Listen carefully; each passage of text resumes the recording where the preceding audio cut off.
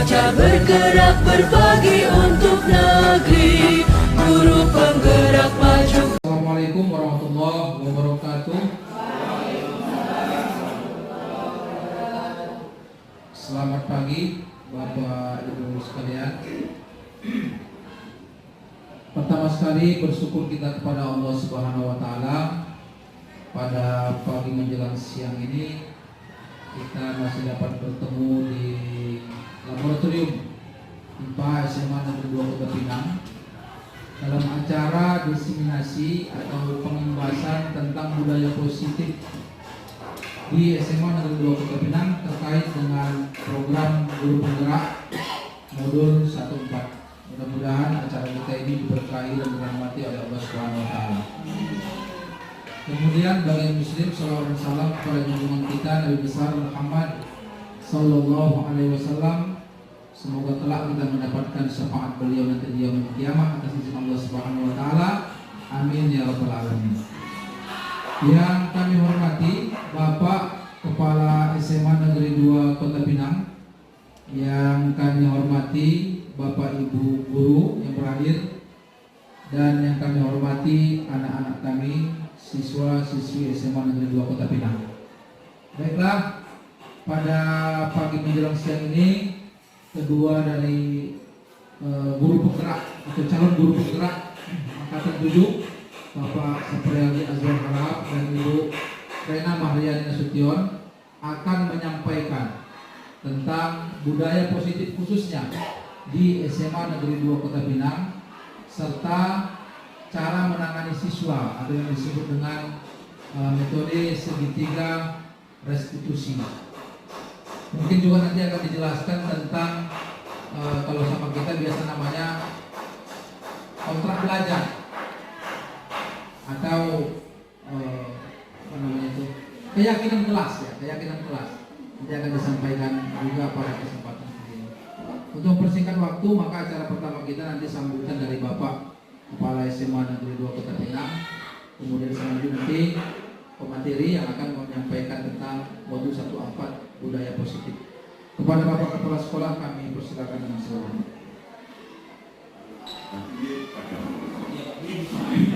Ya, terima kasih pada Bapak Protokol.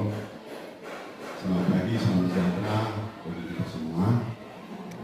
Tentu kita bersyukur kepada Tuhan atas semua berkat yang kita terima, kesehatan terutama. Pada hari ini kita bisa bertemu dalam rangka diseminasi, Pak ya, diseminasi bagaimana mengimbaskan budaya positif di sekolah. Tentu Bapak Ibu sebelum dimulai pemateri, nah supaya kerangkanya nanti bisa semakin kita serap.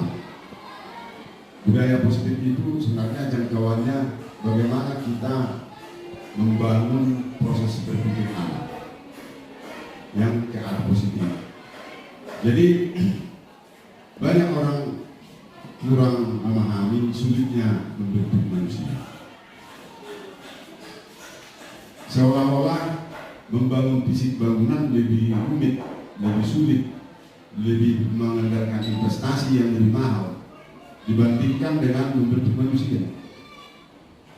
Jadi kalau misalnya kita membangun gedung sampai 20 tingkat, kalau ada kesalahan, itu bisa dipangkas-pangkas, tempel sana, tempel sini, ya kan, sulam sana, sulam sini, misalnya baju gitu, nah, atau apapun yang berupa benda mati. Tapi kalau manusia, Bapak Ibu, kalau tidak ada teknik maupun cara metodologi untuk membangun manusia, inilah yang kita hadapi sekarang.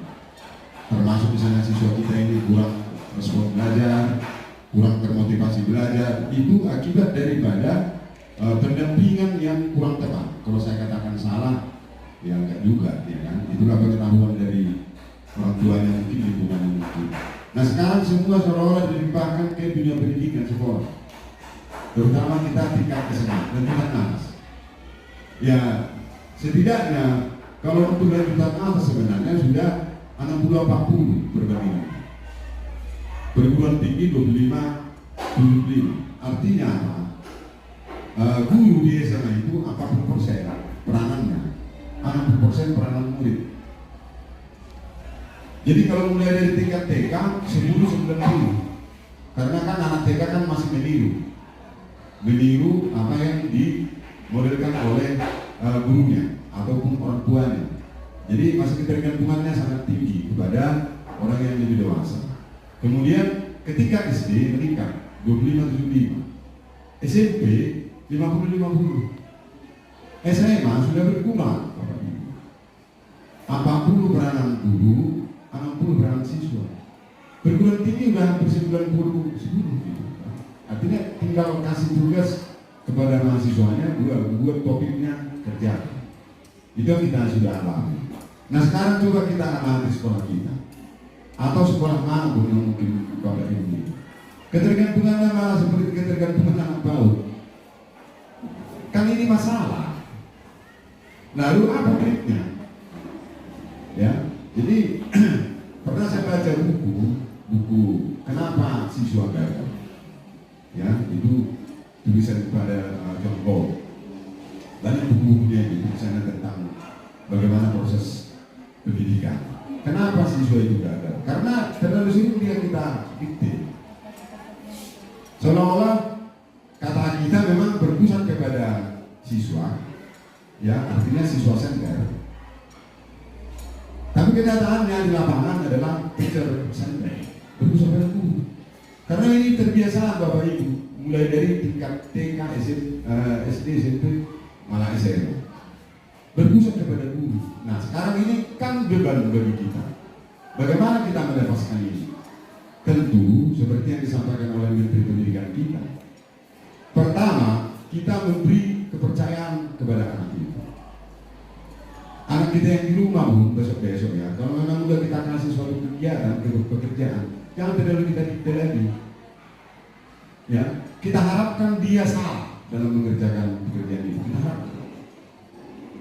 Ini kita nggak sabar Bapak Ibu. Kalau udah salah langsung kita bosan. Ya sebenarnya Thomas Alva Edison kalau kita lihat bukunya 10.000 kali gagal dalam hal membuat percobaan, 10.000 kali gagal sehingga dia menjadi penemu lampu pijar dan banyak lagi yang ditemukan dia. Yang Michael Faraday juga demikian. Dan penemu-penemu terdahulu itu memang gagal terus. Nah jadi bagaimana orang-orang terdahulu itu sehingga menjadi penemu? Nah menimbulkan ataupun memfasilitasi anak kita ini menjadi manusia, menjadi siswa yang penasaran. Kita buat mereka penasaran dan kita buat mereka harus membangun big question mark, bertanya terus apa, mengapa, bagaimana. Jadi jangan kita langsung memberi jawabannya. Nah tentu Bapak Ibu, setelah kita bangun keyakinan kepada mereka, maka kita kontrol, kita awasi kegiatan itu. Kalau salah, coba lagi, salah coba lagi. Jadi kalau memang takut salah, wah, tamat SMA jurusan IPA di sekolah kita ini tentu bisa mengganti screen listrik di rumah. Screen putus screen, gantinya dulu, tak sanggup. Menggambar gaji, tak sanggup, tangannya malah teriris. Malah orang-orang yang terdahulu karena langsung pengalaman Pak, lebih terampil. Dia autodidak karena berani berbuat sekalipun selalu dia mengalami kesalahan. Nah jadi Bapak Ibu, saya mohon dengan kegiatan ini, ya kegiatan membangun budaya positif ini sebenarnya di situ. Nah kemudian kunci yang kedua di guru merdeka ini tentu nggak lagi seperti dulu zaman kami yang terjadi adalah kompetisi, berlomba menjadi juara, ya kan? Sampai terjadi contoh menyontek. Iya, contoh menyontek. Bagaimana supaya nilai saya paling tinggi? Gitu. Dan ini belum lupa sampai sekarang, masih terlibat sampai sekarang. Sudah terinternalisasi itu kepada diri kita berkompetisi. Padahal sebenarnya berkolaborasi Bapak ini. Kelemahan teman ditutupi kelebihan dari teman yang satu lain. Nah, jadi marilah kita bangun budaya-budaya seperti ini, terutama budaya gotong royongnya juga. Karena anak kita ini kadang kita panggil aja pun anak kita ini malah lari. Sini nak. Nah kemudian Ada dua topik lagi mau saya sampaikan. Kebetulan ada ada 3 penguatan dalam hal mendidik. Ini biologi. Bagaimana cara tumbuhan itu kan selalu dia mengarah ke gravitasi bumi dan mengarah ke matahari, ya kan Bu? Gravitasi bumi yang diikutinya. Ya. Jadi kalau kita buat sebuah percobaan kecambah kacang misalnya, ya, lalu kita tutup dengan karton, lalu kita lubangi di samping, sehingga kacang itu nanti akan di situ keluar. Karena dari situ dia stimulus cahaya. Nah, jadi stimulus itu akan selalu mengikuti respon. Dari mana arah stimulus, ke situ respon. Kepada kita semua diikutilah ini, ya Bapak Ibu. Nah, saya ucapkan terima kasih atas perhatiannya. Selamat pagi dan salam sejahtera. Saya persilakan Pak. Jadi untuk lebih memperjelas lagi, karena di sini ada seorang Ibu Nasution kita yang luar biasa juga ini, tidak kita sanksikan lagi jam terbangnya. Sudah biasanya terbang ke sana kembali seperti kupu-kupu. Jadi kami persilakan kepada Ibu Lena Maya dan sekretaris SPD untuk menyampaikan materi, bisa nanti mungkin memperdalam atau lebih menjelaskan dari budaya positif itu. Kepada Ibu kami persilakan. Baik, terima kasih kepada Bapak Wakil Kurikulum, Bapak Jamaluddin Abdul yang juga Nasution ya.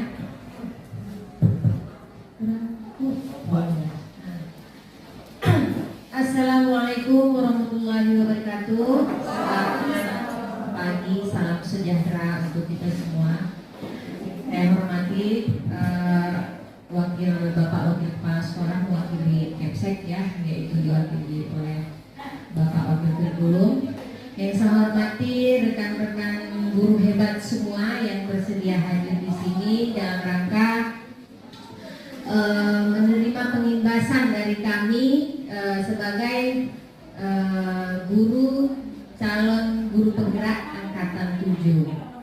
Selawat puji syukur marilah kita panjatkan kehadiran Allah Subhanahu wa taala yang mana atas berkat rahmat dan nikmatnya kita bisa ringan langkah di sini, berkumpul di sini untuk melaksanakan acara ini.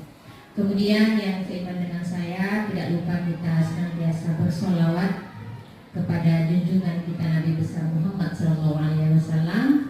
Semoga kiranya kelak kita mendapat syafaat dari beliau. Amin ya rabbal alamin. Di sini saya juga akan memaparkan atau mengimbaskan yang merupakan bagian dari tugas guru penggerak ini. Ini adalah tugas modul kami, yaitu tugas modul 1.4 yang di poin akhirnya harus melakukan istilah katanya aksi nyata. Ya, mungkin Bapak Ibu udah tidak asing karena memang tadi sudah disampaikan oleh Kepsek, Wakil dan Bapak Ajwan bahwa sekolah kita ini alhamdulillahnya merupakan sekolah yang terbanyak lulusan guru penggeraknya. Kita guru penggerak ini sekarang sudah masuk di level angkatan 10 ya Pak. Sudah perekrutan angkatan 10. Jadi program kementerian yang Menteri Pendidikan sekarang ini untuk Labuhan Batu Selatan startnya itu angkatan 5. Jadi jangan heran kenapa kok angkatan 1, angkatan 2 kita tidak ada. Memang kuotanya belum kesini begitu. Jadi waktu di angkatan 5 pertama sekali mencoba itu ada Pak Jamaluddin Abdul dan Pak Budi. Jadilah kita punya 2 guru penggerak yang mereka alhamdulillah sudah selesai, tinggal nunggu sertifikat ya Pak. Nah, mereka angkatan 5 sudah beres dan ini kami on progress namanya angkatan 7. Harapan kami ya seperti harapan juga guru yang Pak Ajwa sampaikan, jangan putus di kami. Ini harus lanjut di angkatan 7, harus ada lagi dari Semanggi Kopi, ya kan? Angkatan ganjil kita ya. 9, 11, ya. Mungkin nanti kita bisa berkolaborasi. Makin banyak kita memahami apa yang dimau, apa yang dilatih apa yang disampaikan di program Guru Penggerak ini kita bisa terapkan bersama-sama, berkolaborasi begitu ya. Jadi di sini karena saya memang pemateri kedua, closing istilahnya, yang mau saya bahas itu juga. Nah, jadi memang saya ini harus putar gimana supaya materinya agak panjang sedikit dari yang sebelumnya, walaupun inti yang dibahas itu juga. Jadi anggaplah saya menguat, memperdalam, dan semoga nanti di sesi saya ada yang bertanya ya. Saya harapnya begitu biar kita lebih take and give. Nah, saya berdiri di sini bukan karena saya lebih pandai, bukan karena saya lebih bijak, bukan karena apapun, tapi karena di sini ya mungkin saya lebih dulu mencoba. Nah, lebih dulu mencoba dari Bapak Ibu yang memang belum begitu maksudnya. Setelah saya lebih dulu, ada yang lebih dulu lagi. Nah, kata 5 begitu. Dan kita begitulah. Karena kebetulan di sini juga bagian dari tugas. Nah, disinilah kesempatan kita saling berbagi. Kami hanya membagikan apa yang kami peroleh, termasuk saya di sini ya. Baik, tadi sudah disampaikan ya, yang mau dibahas di sini juga tentang budaya positif. Apa itu budaya positif? Yaitu merupakan perwujudan dari nilai-nilai positif yang diyakini. Ya, tentu hal-hal baik di sini yang mau kita bahas. Hal-hal positif, kalau nggak hal positif namanya nggak budaya positif. Hal baik yang dilakukan secara kontinu dan terus-menerus. Ya, next Pak Ajuan. Teori kontrol. Di sini ada Dr. William Glasser menyatakan orang yang bahagia akan mengevaluasi diri sendiri, orang yang tidak bahagia akan mengevaluasi orang lain. Istilah katanya kalau orang yang happy ya, dia itu lebih dominan mengoreksi diri sendiri ketimbang mengoreksi diri orang lain ya. Ketika murid bisa melakukan restitusi diri, maka dia akan bisa mengontrol dirinya dengan lebih baik, dengan tujuan yang lebih baik pula. Nah, jadi kita nanti balik lagi membahas restitusi ya. Nah, mudah-mudahan nanti ada video juga yang saya sudah lakukan. Mungkin guru penggerak 3 lainnya juga sudah melakukan. Kebetulan saya tunggal di sini yang perempuan, yang 3-nya bapak-bapak ya kan. Nah, next Pak Adwan. Konsepsi tentang kontrol ya,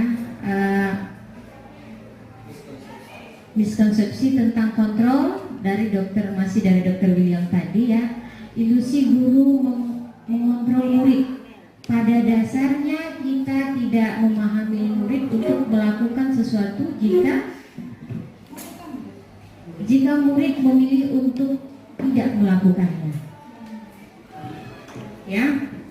Kemudian jika ilusi bahwa pergaulan positif dan bermanfaat, maka akan tergantung dengan pergaulan penguatan guru. Saya ragu, enggak pakai kacamata.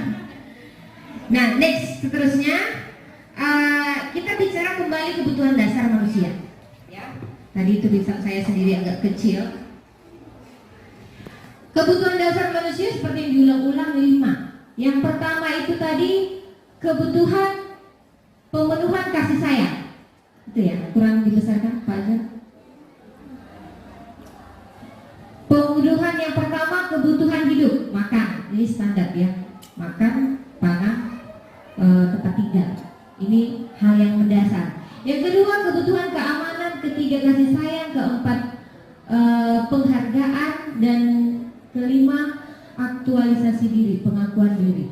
Nah, ketika anak-anak kita memiliki masalah, melakukan satu kesalahan, hendaknya kita sebagai guru dalam tuntutan kurikulum Merdeka ini lebih dulu melihat 5 kebutuhan dasarnya ini.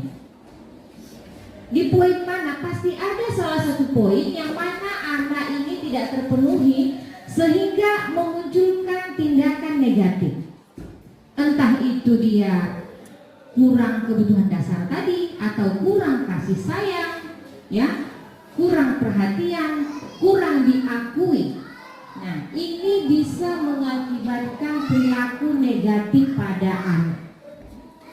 Maka dalam nanti lanjut pada posisi kontrol, ya, posisi kontrol guru itu juga sebelumnya sudah dikaji, ada 5. Memang umum kita ya Bapak Ibu, bahkan saya sendiri juga terkadang masih mau hilang mengambil posisi kontrol yang pertama, yaitu penghukum. Anak salah yang paling cepat gercep kita lakukan di kontrol awal itu menghukum. Tapi di kurikulum Merdeka ini Bapak Ibu, kita dituntut untuk tidak di posisi kontrol yang paling poin atas tadi, menghukum, dikit-dikit hukum, dikit-dikit hukum.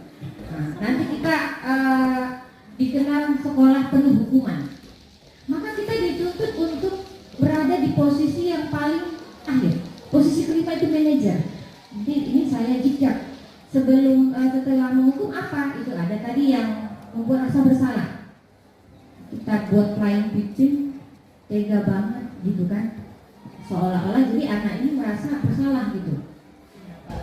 Dibuat kondisi pemikiran bahwa dia salah banget gitu.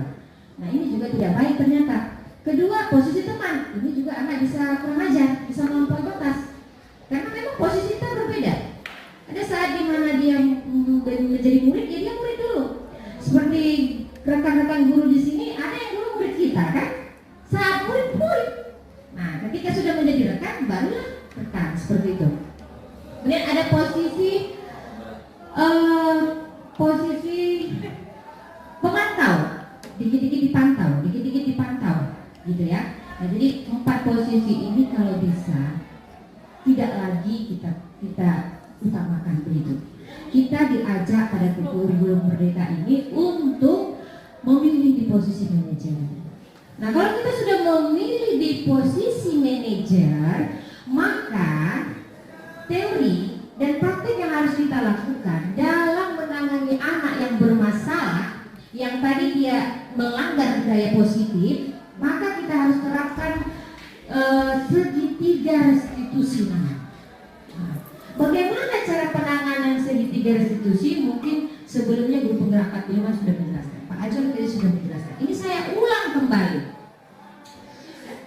Yang pertama ya, untuk melaksanakan penanganan segitiga restitusi ini harus nggak boleh diputus ya, 3-tiganya harus kita laksanakan. Ketika ada satu anak yang melanggar budaya positif, melakukan satu tindakan negatif, yang pertama kita harus memvalidasi dulu ya. Anis Pak Ajun tolong di bagian restitusi ya, kita stabilkan dulu identitasnya. Benar bahwa ketika kita panggil, kita tanya dulu anaknya mengerti nggak dia dipanggil. Sebagian anak itu sudah paham. Tahu nggak kenapa dipanggil? Sebagian anak sudah paham. Tahu Bu. Karena apa? Karena punya salah Bu. Salahnya apa? Ya, salahnya apa? Nanti dia akan cari tahu sendiri salahnya di mana. Nah ini dia namanya menstabilkan identitas. Kemudian kita validasi. Contoh misalnya kita panggil dia tahu salahnya apa? Salahnya pakai sepatu tidak warna hitam. Kita validasi. Ini salah nggak? Ini salah nggak? Menurut kamu ini salah nggak? Melanggar disiplin sekolah nggak? Dia akan akui sendiri bahwa itu salah, dan kemudian kita tanyakan alasannya. Kenapa dia tidak memakai itu? Nah, pasti ada alasan di balik itu. Ada yang basah sepatu hitamnya. Ada, walaupun mungkin ada anak tertentu yang untuk dia cari aman, dia akan cari alasan yang dibuat-buat. Nah, ya apapun alasannya, kita mencoba untuk percaya dengan alasan itu. Dia bertanggung jawab dengan alasannya itu, sehingga selanjutnya kita bisa melanjutkan poin ketiga, menanyakan keyakinan. Ini salah nggak? Melanggar nggak ini keyakinan kelas yang kita sepakati bersama? Melanggar. Mau seterusnya seperti ini atau mau berubah? Berubah. Oke, langkah apa nanti? Buktinya Ananda mau berubah, apa langkah yang dilakukan? Nggak pakai sepatu ini lagi. Kalau nanti sepatunya basah lagi gimana? Nah, apa menurut kamu solusinya? Nah, kayaknya saya perlu sepatu cadangan. Nah, itu beli. Nah, kalau kasusnya tadi pelanggaran disiplin seragam, ya, itu tadi sepatu. Ada banyak pelanggaran disiplin, pelanggaran budaya positif yang cara penanganannya kita dianjurkan untuk melaksanakan segitiga restitusi ini. Ya, Bapak Ibu, seperti itu yang kami peroleh dari apa yang kami pelajari pada program Guru Penggerak. Kami masih on progress, masih banyak lagi materi yang nanti kami gali, yang mungkin nanti juga Bapak Ibu kami panggil kembali, kita sharing kembali tentang bagaimana penerapan dan apa yang dimau dari Guru Penggerak ini, serta apa yang diharapkan pada kurikulum terbaru ini, yaitu kurikulum Merdeka. Ya, Bapak Ibu, ini videonya bisa dibuka? Mudah-mudahan bisa. Bisa. Ini saya kemarin menerapkan ini karena memang tugas-tugas kita di Guru Penggerak ini meminta dokumentasi bukti, maka ini saya terapkan dan ini memang kasus nyata yang memang ada pelanggaran, bukan acting, real. Jadi ini yang saya, kalau bisa diputar boleh diputar. Tapi memang ketika direkam ya agak ini juga lah ya, mungkin nanti tata bahasanya tak kurang jelas, kita lihat dulu bisa atau enggak. Bisa Pak? Nah kita coba dulu, kalau enggak biar kita langsung ke sesi tanya jawab. Volumenya ya?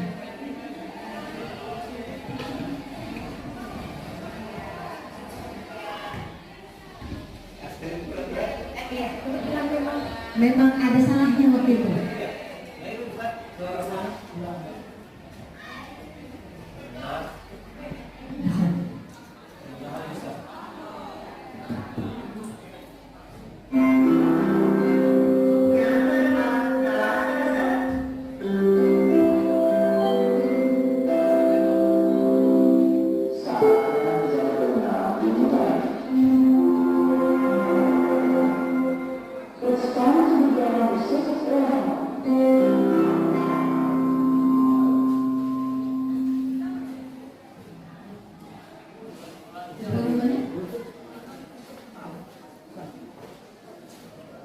Tadi kedengaran?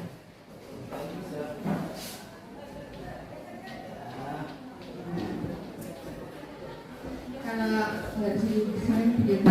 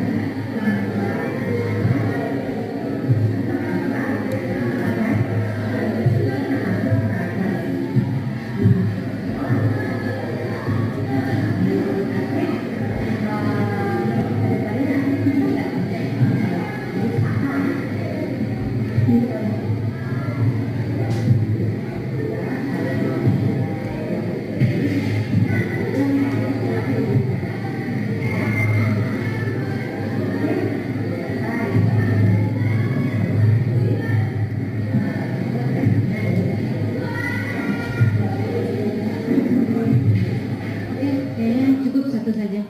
Karena suara juga kurang jelas. Nah itu yang saya lakukan waktu itu. Kebetulan memang anaknya tidak pakai sepatu. Jadi langsung saya terapkan proses restitusi. Mungkin artikulasinya kurang jelas ya, tapi di situ intinya Bapak Ibu bahwa kita panggil anak, kita validasi kesalahannya dan kita kuatkan padanya bahwa ini melanggar kan, dan dia juga mencari solusi untuk satu kesalahannya itu. Dan di sisi lain kita juga harus sampaikan bahwa buat satu kesalahan itu hal yang normal begitu, bahwa semua orang pernah melakukan yang namanya kesalahan, tetapi orang yang ingin berubah tidak memperpanjang kesalahan. Nah seperti itu ya Bapak Ibu, mungkin ini yang bisa saya sampaikan mengenai budaya positif.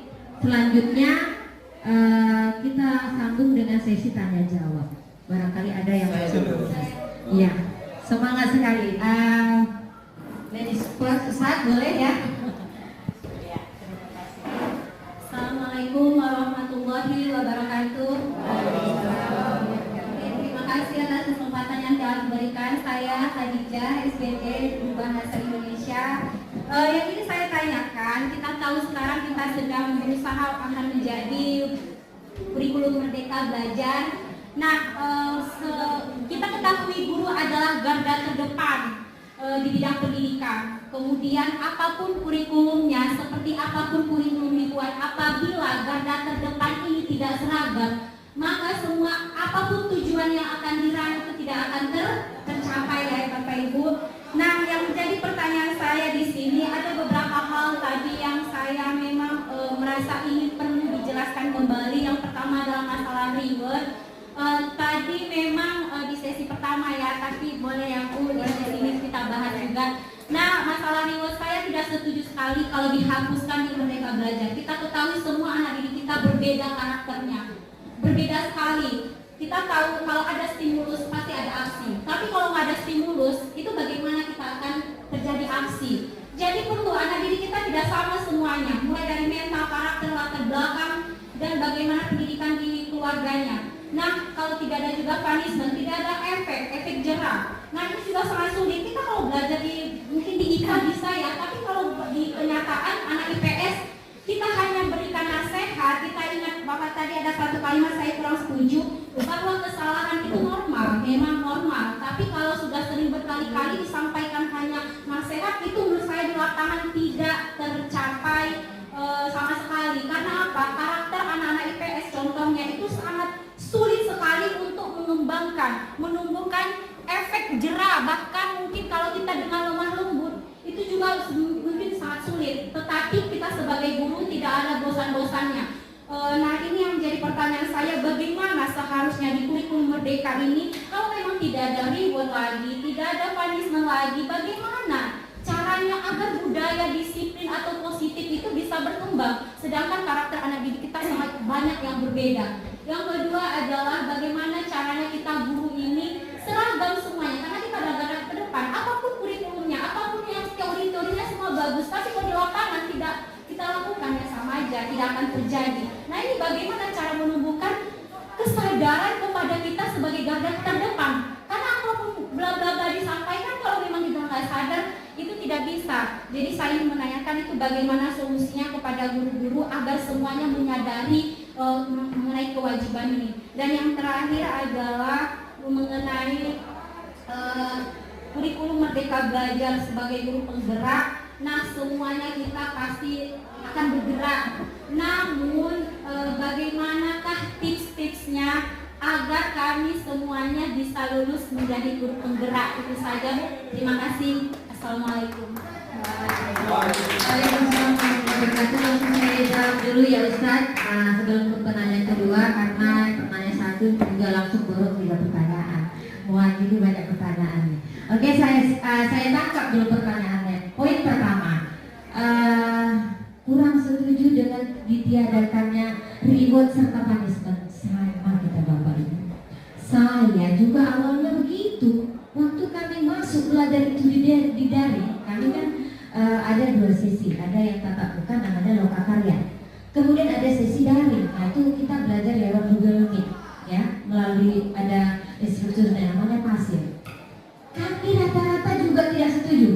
Ya, sebelum dijelaskan secara detail dan rinci, kita nggak masuk akal, nggak dihukum, nggak ada efek jerah, nggak kasih punishment, jangankan reward, dipuji pun nggak boleh, puji berlebihan.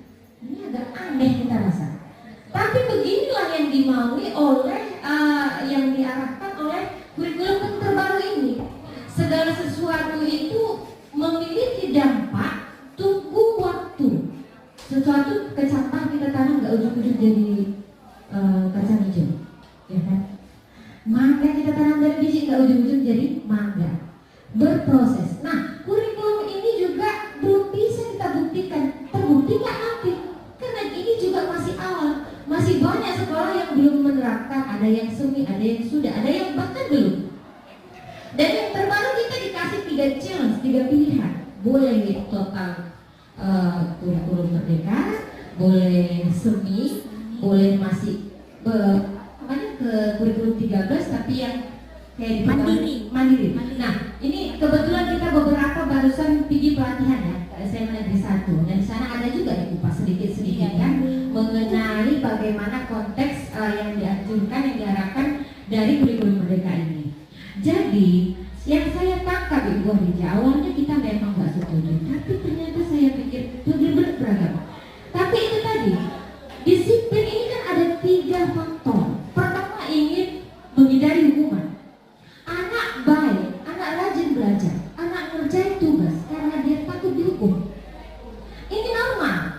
Kita pun pernah merasakan itu karena kita takut dimarah gurunya nanti dicubit kita kerjakan PR, ya kan? Kita kerjakan tugas. Tapi secara untuk dampak jangka panjang ini kurang baik. Ya karena dia memang karena ada sesuatu. Ibarat kata orang beribadah karena takut masuk neraka. Di sana nggak ada Allah, nggak ada cinta di situ, tidak ada karakter diri sendiri.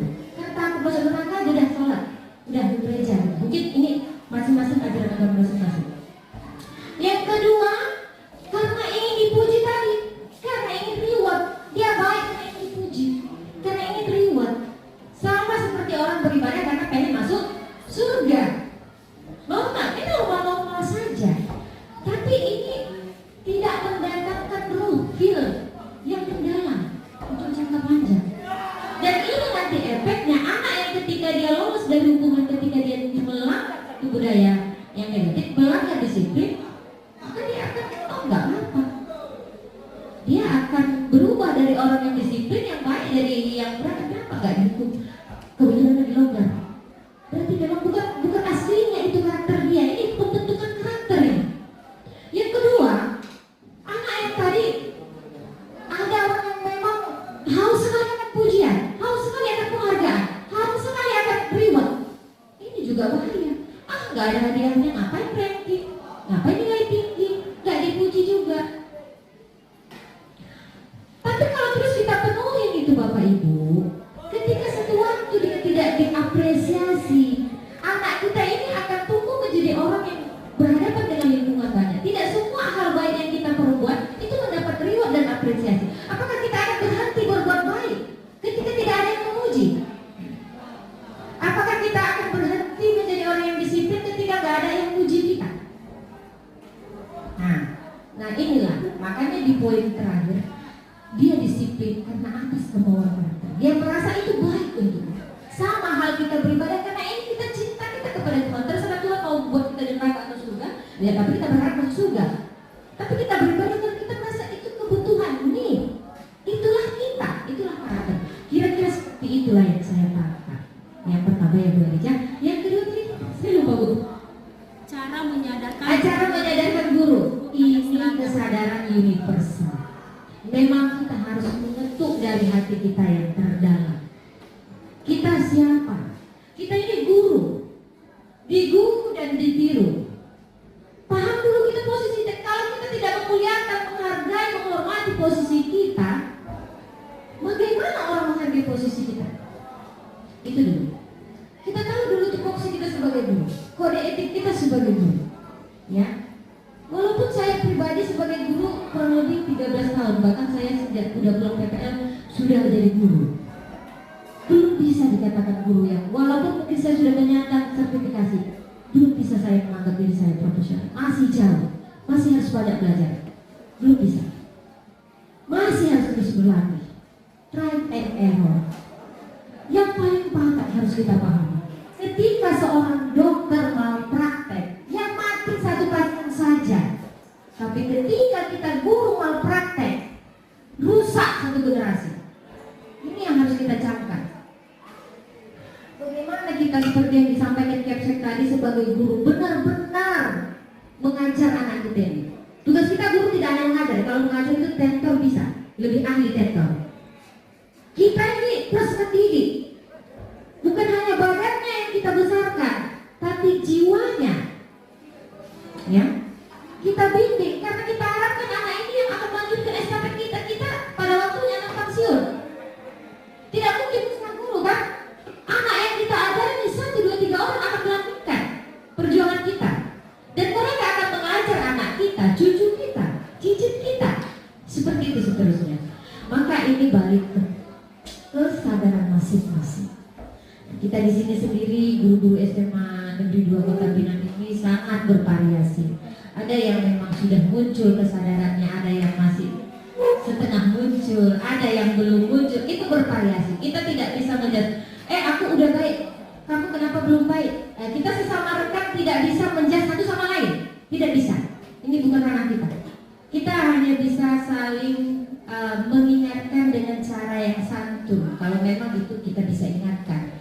Kalaupun tidak bisa, ya kita minimal kita dulu.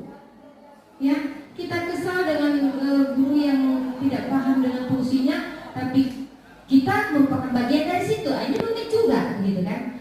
Jadi memang kita sangat bersyukur dulu dengan profesi kita yang mulia ini. Tidak semua orang terlahir ditakdirkan jadi guru. Kita Allah pilih. Mungkin kita bervariasi, mungkin karena dari segi penghasilan mungkin berbeda, karena ada yang sertifikasi, ada yang belum. Tapi ingat, di hadapan Tuhan posisi kita ini sama. Kita ini pemandu, pembawa suluh, pelita istilahnya. Kita yang nunjukin arah ke anak-anak ini. Mana arah yang mereka mau tuju? Saya Bapak Ibu, kalau di ruangan kelas tidak pernah saya anggap ini murid, beneran murid, tidak. Saya membayangkan saya sedang mengajar calon ketua DPR, calon bupati, itu maksud saya dalam hati, calon guru, calon dokter. Ini dalam bayangan saya selalu bilang, ibu ngajar kalian pakai putih abu-abu, tapi dalam pandangan mata batin ibu, kalian ini sudah pakai seragamnya masing-masing, seragam profesinya masing-masing, seperti itu.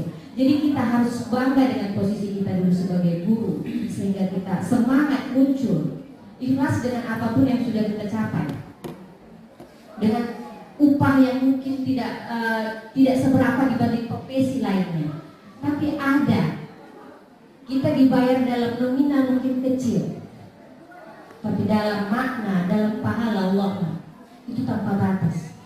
Kita perpanjangan tangan para nabi, para ulama, para ustazah, ya, para pemandu. Kita perpanjangan tangannya karena kita yang berhadapan langsung dengan anak. Hari-hari menumpang jiwa mereka.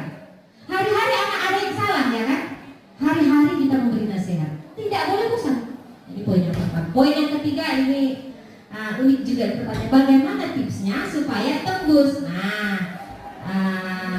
Di luar dari budaya positif, tapi positif juga. Lulus itu hal yang positif, pencapaian itu Bapak Ibu. Walaupun nanti di dalamnya berdarah-darah gimana, kalian aja dulu. Yang pertama ikutin, lihat tenggat waktu jadwal yang dikasih. Poin pertama esai. Esai itu Bapak Ibu, kita disuruh menjabarkan, menuliskan hal-hal apa yang sudah kita alami dan apa yang sudah kita buat dalam bentuk tulisan. Di situ nanti ada poin-poinnya, termasuk jenis pelatihan yang sudah kita pernah ikutin, ya, piagam-piagam yang sudah pernah kita terima, sertifikat-sertifikat yang pernah kita dapat, itu semua cantumkan. Tapi tolong diingat dan jangan pernah memasukkan sertifikat yang sifatnya siluman. Tidak pernah kita ikut, kita beli sertifikatnya, kita cantumkan di situ biar tinggi poin kita. Kenapa Bapak Ibu saya bilang seperti itu? Karena ada nanti sesi kedua, lulus kita sesi 1, esai, masuk kita masuk ke tahap 2. Tes 2 ini yang nggak bisa berbohong. Banyak orang yang tumpang di tes 2. ini saya tahu sendiri, kawan saya beberapa. Tes kedua itu kita mulai mengajar, simulasi mengajar. Kita dilihat oleh apa namanya, mentor. Yang oleh ada tutornya gitu yang mandu. Mereka melihat kita mengajar selama 15 menit. Sebelumnya kita wawancara singkat, terus kita mengajar. Beliau lihat ada dua itu yang menjadi istilah jurinya, yang menilai kita mengajar. Itu yang pertama. Yang kedua sesi wawancara, ini juga 2 orang. Nah, sesi wawancara inilah yang mana kita digali kembali dari esai yang kita tulis tadi. Maka saya bilang harus ingat kita semua akan kita tulis, karena itu akan dipertanyakan kembali.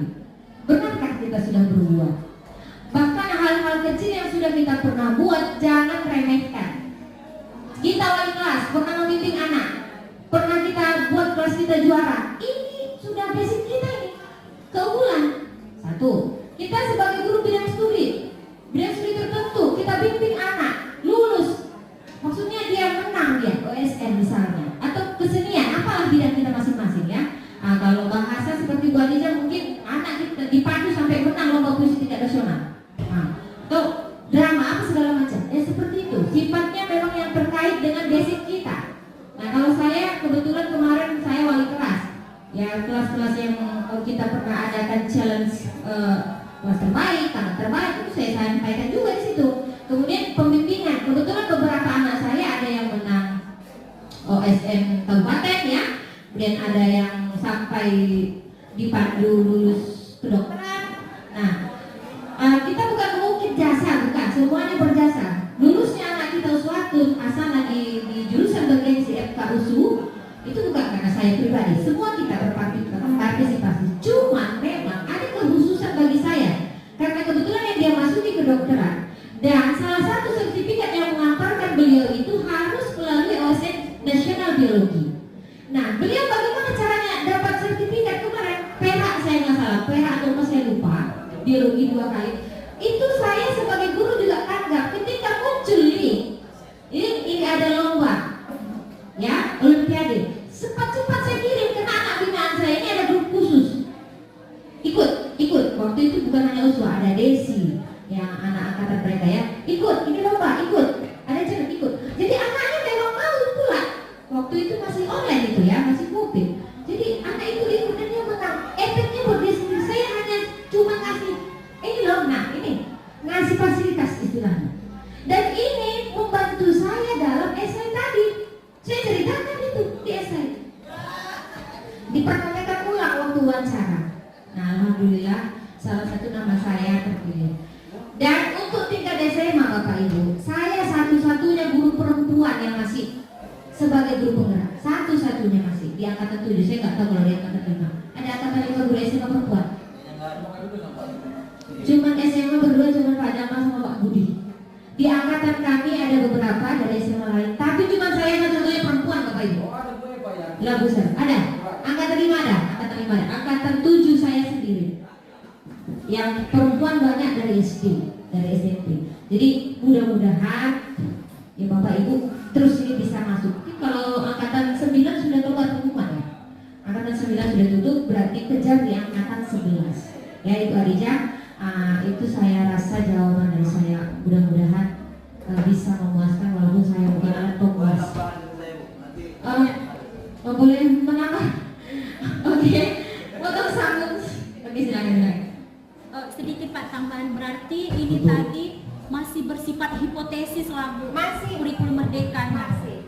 Mengapa kita mengambil tindakan yang masih abu-abu sementara yang jelas di lapangan itu yang harus kita lakukan. Maksudnya beri nasihat, besok nasihat. Menurut saya tidak akan betul akhirnya efek.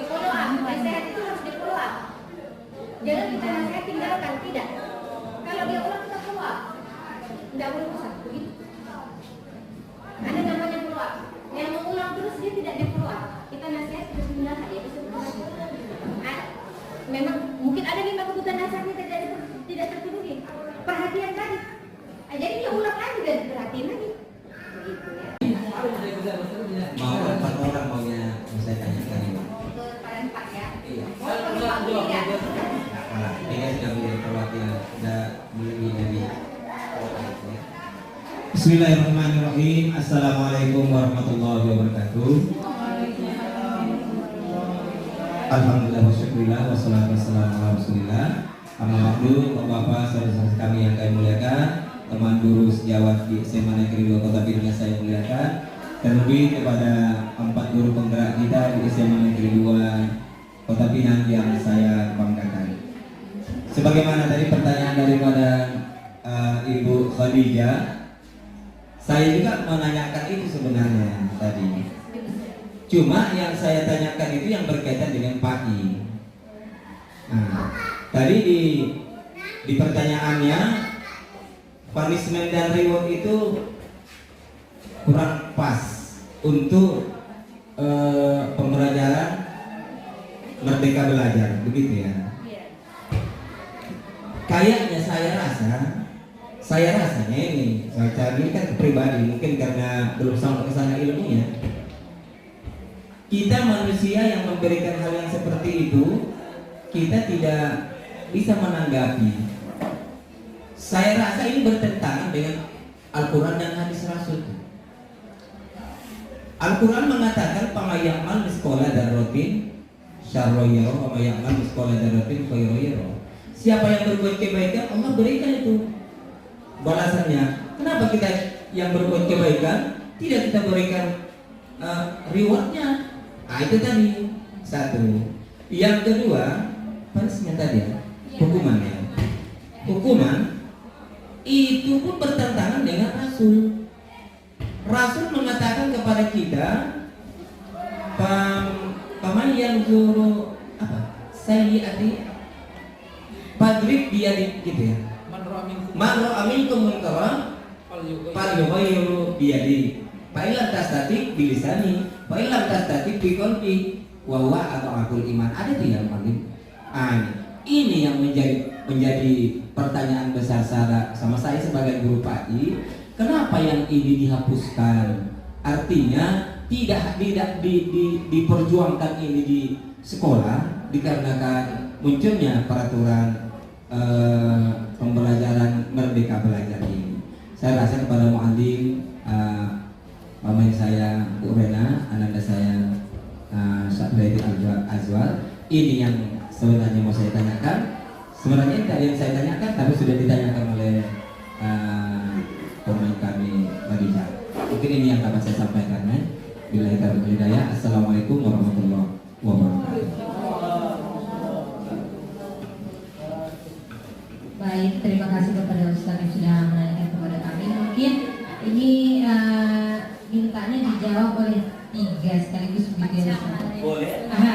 Baik, saya buka kembali dulu ya, karena di sini kebetulan sesi saya.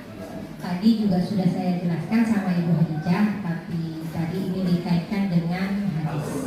Benar.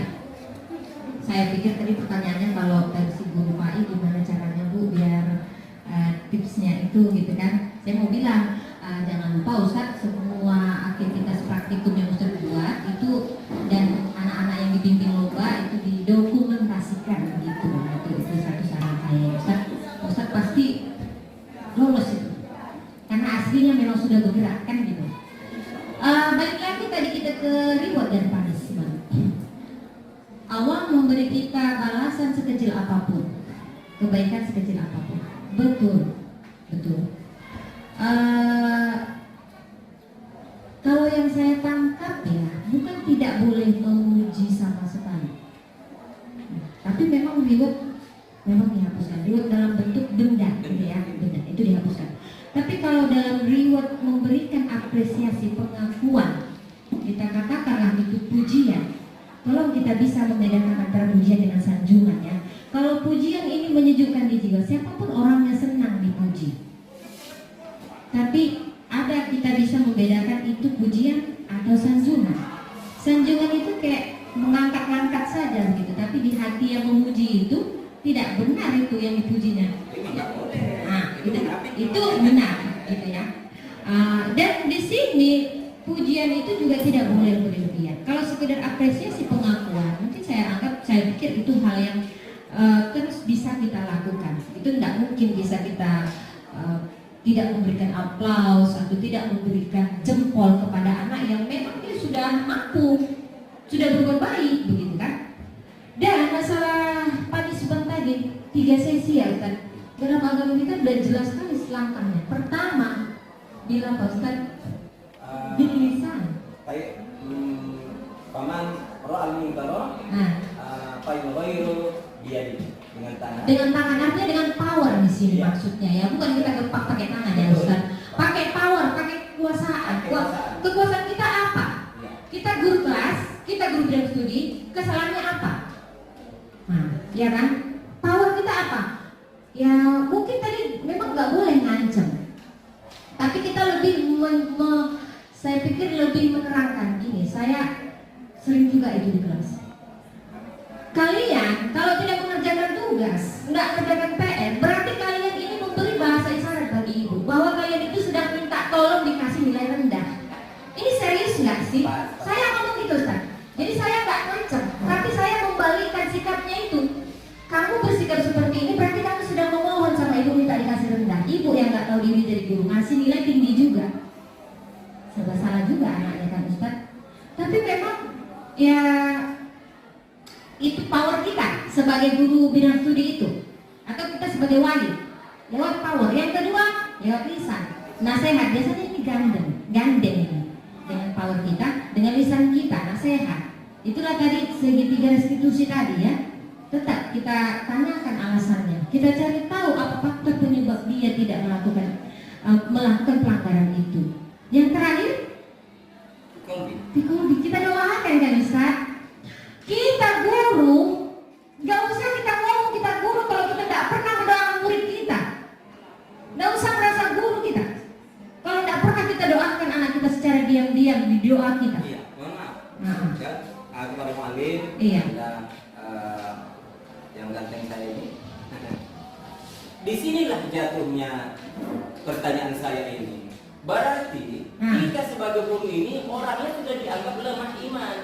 Karena jawabannya di situ, kalau memang tidak sanggup yang dua itu tadi, maka kita jawab dengan hati bahwa ada amal iman kita lah yang orang kita sebagai guru, termasuk orang yang lemah iman, melihat anak-anak kemungkaran anak kita tidak berani.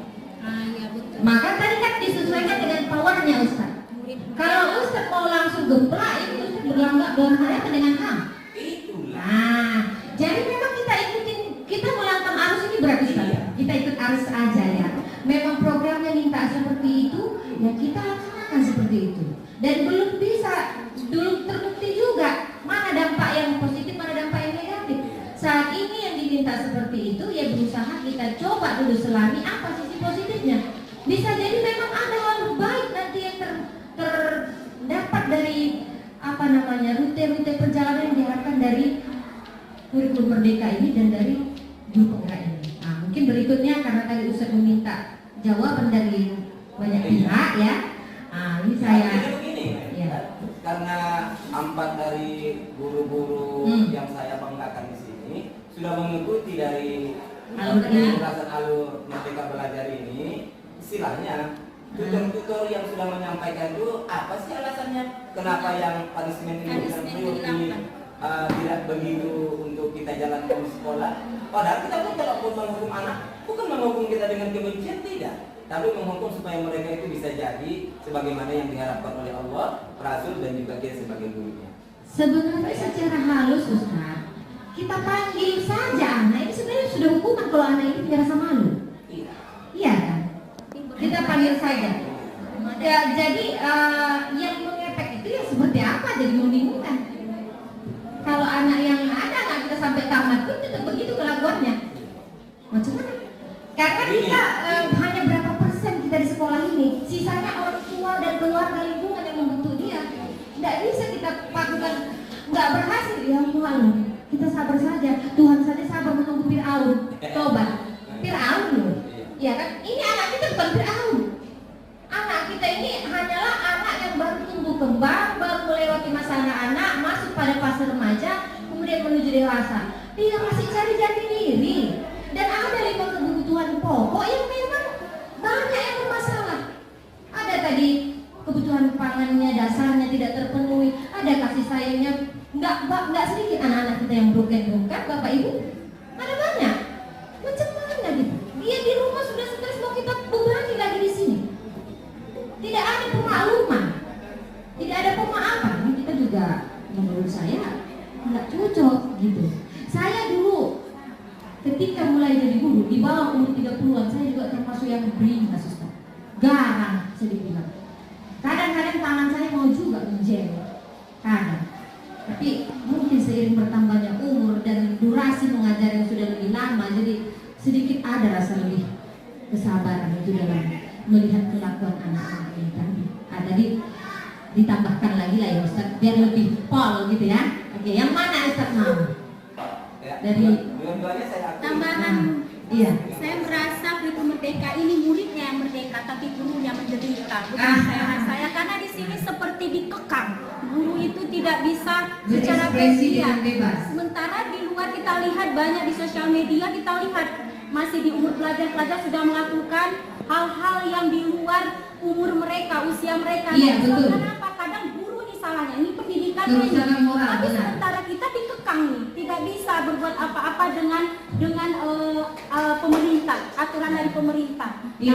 Nah, itu dia Bu. Jadi saya merasa kurikulum merdeka ini muridnya merdeka, tapi gurunya menderita. Nah, tapi di sisi lain Bapak Ibu ya, kita kan belum juga mendengar rincian bagaimana detailnya kurikulum merdeka ini. Kita memang belum dapat pelatihan itu secara khusus. Kalau dulu kurikulum 13 kita benar-benar diundang dalam beberapa hari kita pelatihan, mendengarkan langsung dari instruktur yang memang sudah lebih dulu memahami bidang itu.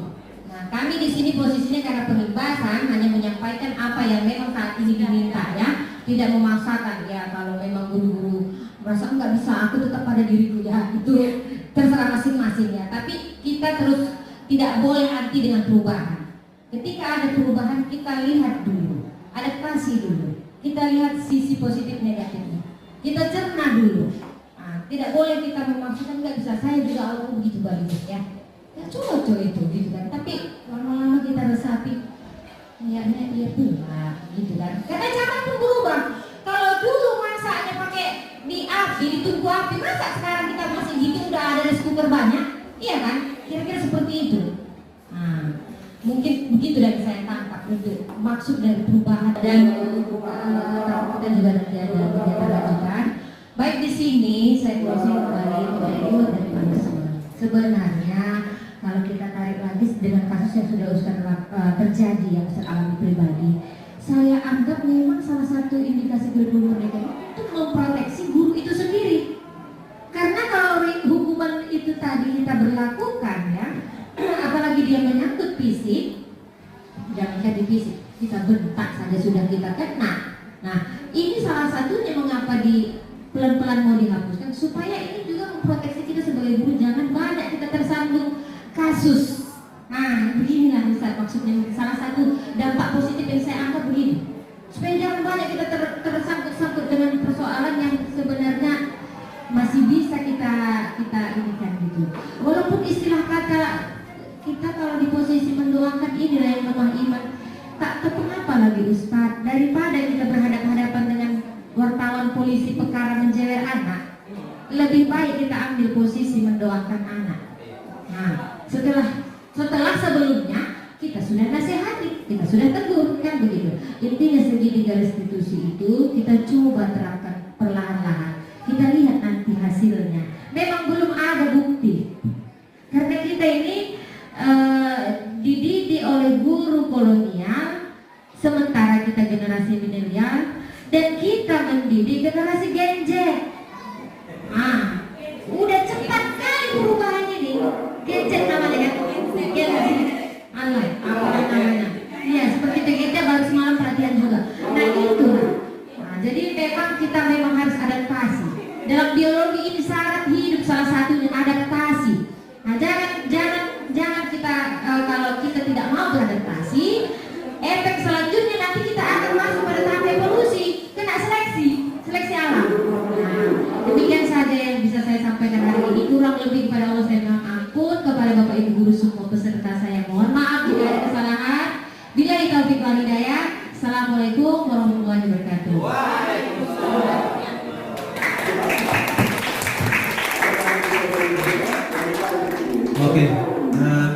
kasih Bapak Ibu sekalian, sesi kita. Berdiri